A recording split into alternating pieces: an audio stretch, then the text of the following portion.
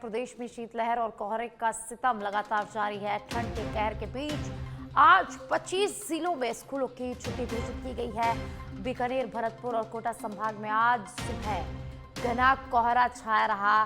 2.5 degree न्यूनतम तापमान के साथ कल सीकर सबसे ठंडा शहर रहा।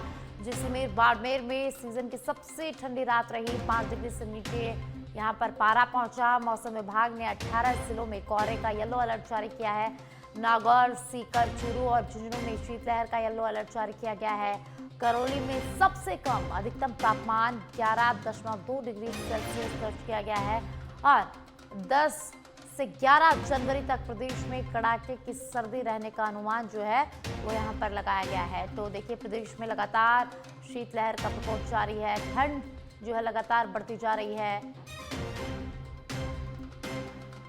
तो 10 से 11 जनवरी तक प्रदेश में कड़ाके की सर्दी रहने का अनुमान लगाया गया है।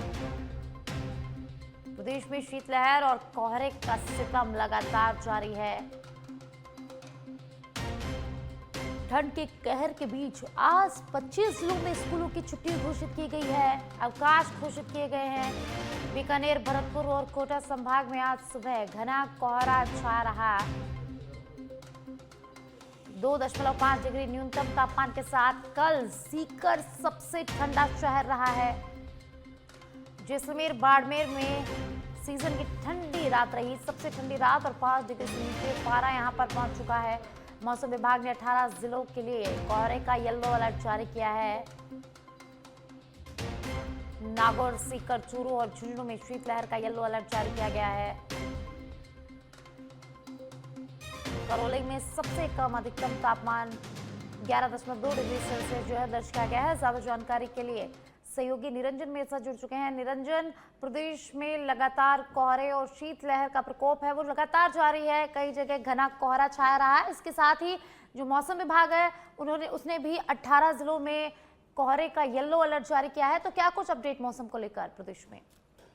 बिल्कुल, देखिए, राजस्थान के कई जिले हैं जिनमें आज शीतलहर का अलर्ट जो है वो जारी किया गया है। वहीं कुछ जिले ऐसे भी हैं जिनमें बरसात की एक्टिविटी जो है वो देखने को मिली। अब देखिए, बरसात अगर होगी और कहीं अगर ओले गिरेंगे तो उससे स्वाभाविक सी बात है कि पूरे राजस्थान में उसका असर जो है वो देखने को मिलेगा। अब जो कोहरा तो भले ही कम हुआ है पूरे राजस्थान के अलग अलग जिलों में, मगर जो बर्फीली हवाएं हैं वो यहाँ पर आमजन को तेज सर्दी का एहसास जो है वो यहाँ पर करवा रही है। देखिए, अलवर की हम बात करें तो अलवर में जो है वो मावठ जो है वो वहां पर पड़ी है। उसका असर जो है वो अलवर के नजदीकी यानी कि पूर्वी राजस्थान के अलग अलग जिलों में जो है वो देखा जाएगा। और वहीं 18 जिलों में जो है वो कोहरे का अलर्ट जो है वो आज जारी किया गया है। यानी कि जयपुर के अगर शहरी इलाकों को छोड़ दें तो ग्रामीण इलाकों में भी जो कोहरे की दस्तक है वो यहाँ पर देखने को मिल रही है। और ग्रामीण इलाकों में अधिक सर्दी जो है वो यहाँ पर देखने को मिल रही है। 4 जिले हैं जिनमें शीतलहर का येलो अलर्ट जो है वो जारी किया गया। वहीं मौसम विभाग का कहना है कि 10 और 11 जनवरी को इसी तरीके से जो तेज सर्दी है उसका एहसास जो है वो आम जन को देखने को मिलेगा। साक्षी जी, निरंजन, आम जनता को इस ठंड से, शीतलहर से कब तक राहत मिलने की संभावना है? साक्षी, देखिए, मकर संक्रांति का पर्व 14 जनवरी को है। 14 जनवरी के बाद में ही धीरे धीरे सर्दियां जो है वो कम पड़ना शुरू हो जाती हैं। तो 14 जनवरी के बाद माना जा रहा है कि हालांकि मौसम विशेषज्ञ बता भी रहे हैं कि 14 जनवरी के बाद में जो है वो तापमान में हल्की जो है वो चढ़ाव जो है तापमान में वो देखने को मिलेगा। और तापमान में जब चढ़ाव देखने को मिलेगा दिन के में, तो रात के तापमान में भी जो है वो थोड़ी बढ़ोतरी होगी।